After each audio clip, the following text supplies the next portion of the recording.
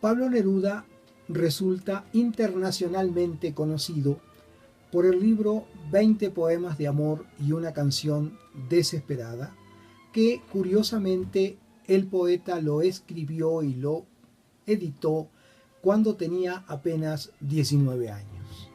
La imagen de Neruda empezó a perfilarse a partir de ese momento y en el contexto de la literatura latinoamericana, Neruda es una de las figuras representativas. En América Latina, las corrientes de principios del siglo, las dos primeras décadas del siglo XX, estuvieron influidas estas corrientes por la vanguardia europea, fundamentalmente el ultraísmo, el dadaísmo y el surrealismo.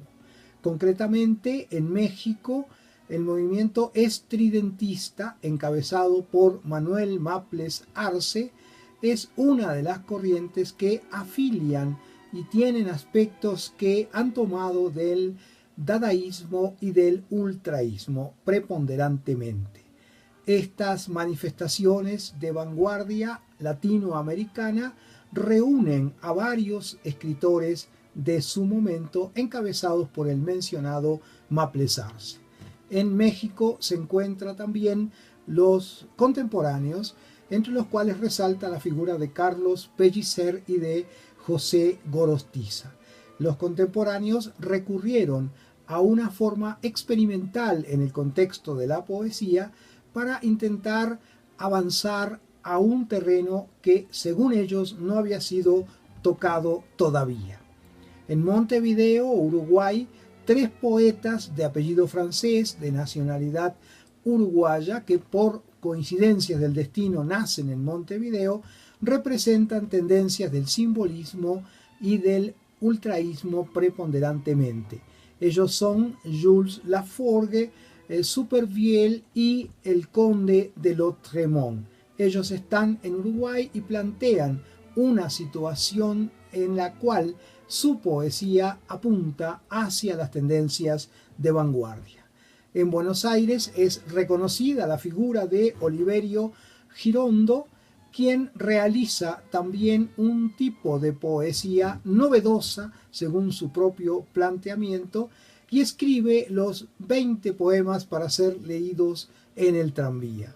Por supuesto que la imagen de Jorge Luis Borges, sobre todo del Jorge Luis Borges de su juventud, de las primeras 2 décadas del siglo XX, afilia al ultraísmo, fundamentalmente mediante su viaje a España y su conocimiento del principal defensor de esta corriente, que es Guillermo de Torre. A su vez, no podemos olvidar la imagen de César Vallejo, que con su libro Trilce encabeza una proyección en cuanto a lo que es la tendencia de vanguardia en el mundo latinoamericano. Y fundamentalmente en Chile, junto a la figura de Neruda, está la poesía de Vicente Huidobro a través de su libro Altazor, que es representativa de una situación que tiende a lo experimental fundamentalmente. En todo este contexto está la figura de Pablo Neruda, a la que hacíamos referencia al inicio de nuestra plática. Neruda es un poeta con mayúscula. Su obra literaria se circunscribe dentro de la poesía lírica y si escribió algunas páginas en prosa, que fueron pocas y no tan representativas, constituyeron en su momento una aportación interesante y curiosa, pero el predominio de su obra es lo lírico. Él es el poeta que está al servicio de la lírica y a través de toda su vida va publicando numerosas obras. Podemos denominar a Neruda como un poeta iconoclasta, es decir, alguien que no está afiliando o no se adhiere a las corrientes ya establecidas. Se ha dicho de él que es un poeta vanguardista, él mismo lo negó en su momento, y a su vez las tendencias de vanguardia en él parecen estar a través de los ejemplos que nos proporciona, pero no a través de un acto de fe proclamado por él en esa controvertida vanguardia europea. Los ciclos poéticos de la obra de Neruda, ciclos poéticos establecidos por diferentes investigadores de la literatura chilena, abarcan 6 instancias. El primer ciclo está constituido por aquel libro inicial titulado Crepusculario, escrito un poco antes, muy poco antes que 20 poemas de amor. Los 20 poemas de amor y una canción desesperada son los libros iniciales de esta etapa. Se incluye también El hondero entusiasta, que aunque fue publicado muchos años después, inclusive fue publicado de manera póstuma, se inscribe dentro de este primer ciclo. Las características del ciclo inicial de la obra de Neruda son precisamente afiliadas al modernismo, pero paulatinamente se va deshaciendo de esa corriente modernista para implementar nuevas formas que ya aparecen en los 20 poemas de amor y una canción desesperada. El segundo ciclo está dado por los libros, 3 libros titulados Residencia en la Tierra. Esas residencias en la Tierra hacen alusión fundamentalmente a un cambio de mentalidad. Cuando uno dice cambio de mentalidad en Neruda, tiene que fijarse muy bien que han pasado muy pocos años después de la publicación de los 20 poemas. Quizás nada más que 5 años han pasado cuando él saca a la luz y al conocimiento de todos la primera residencia en la Tierra, dentro de la cual se incluye el poema al que queríamos hacer mención hoy, que es Arte Poética. El tercer ciclo está constituido por las últimas secciones de la tercera residencia, y en él aparece el famoso poema España en el corazón, poema que está lleno de sensibilidad y que expresa su rechazo a la política franquista española del momento. Y por supuesto el libro Canto General, que es de 1950, en donde el poeta definitivamente proclama su afiliación al Partido Comunista y su defensa a nivel social.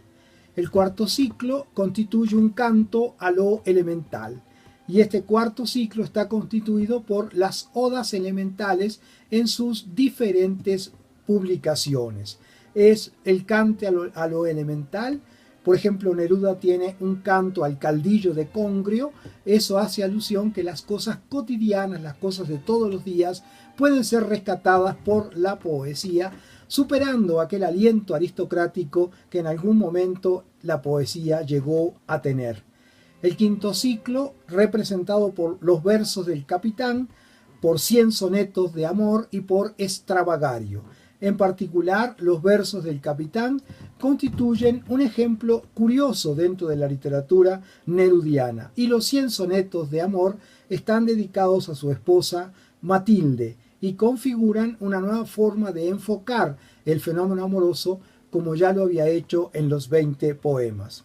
El sexto ciclo es ya un ciclo de, diríamos de alguna manera, decadencia, aunque tomando con cuidado esta palabra, puesto que la poesía lírica deja de tener una representatividad tan importante como lo había venido teniendo hasta este momento.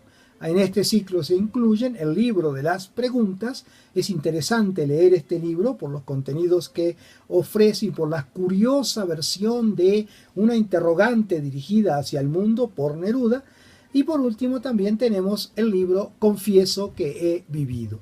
La bibliografía de Pablo Neruda, los libros escritos por él, son muchos. Casi se podría decir que escribió, Oviedo lo señala, un libro por año en su vida. De ahí calculen ustedes cuántas obras serían. Lo nuestro es apenas una aproximación para definir el carácter y la condición de la poesía nerudiana a través de los 6 ciclos que el propio Miguel Ángel Oviedo establece y aporta. En relación con lo que dejó Neruda a la poesía latinoamericana, con la aportación de Neruda, creo que una de las aportaciones más importantes es el hecho de proponer una metáfora diferente. Ubiquémonos en el problema. Tenemos nosotros en primer lugar la metáfora tradicional, que era la metáfora utilizada por Garcilaso de la Vega, por Bécquer, etcétera, que todos conocemos. En parte Neruda utiliza también esa metáfora tradicional en los primeros libros, pero en particular en este libro y en Arte Poética concretamente, las metáforas se revisten de una condición completamente diferente a lo que había venido haciendo hasta este momento. Pero en Arte Poética considero que hay ecos de la vanguardia únicamente. ¿Por qué? Porque él no define su posición frente a la vanguardia, no acepta que sea seguidor de los grandes, entre ellos André Breton con el surrealismo, y propone una mentalidad de reflexión en torno al fenómeno lírico diferente a lo que los poetas tradicionales habían hecho, pero sin llegar a dar el paso hacia la vanguardia. Si nosotros consideramos su poema Arte Poética de la primera residencia en la Tierra, podremos observar en ese poema una serie de reflexiones en torno al fenómeno propiamente dicho de la poesía.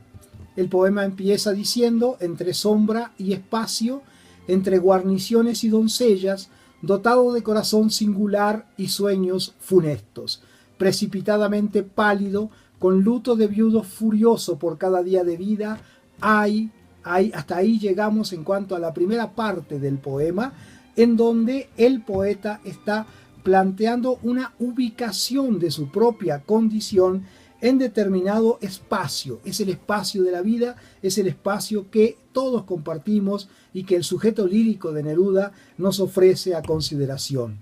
Esa visión de claroscuro tan barroca de alguna manera y que Neruda recupera, se observa en la sombra y en el espacio. La luz del espacio, la sombra acompañando a esa misma luz. Y a su vez podemos determinar también que de manera paralela a lo que estamos diciendo, él habla de guarniciones y doncellas, en donde el mundo va a estar dividido entre hombres y mujeres, y esta división entre hombres y mujeres es una división universal, natural, lógica, que el sujeto lírico de Neruda menciona de una manera particular.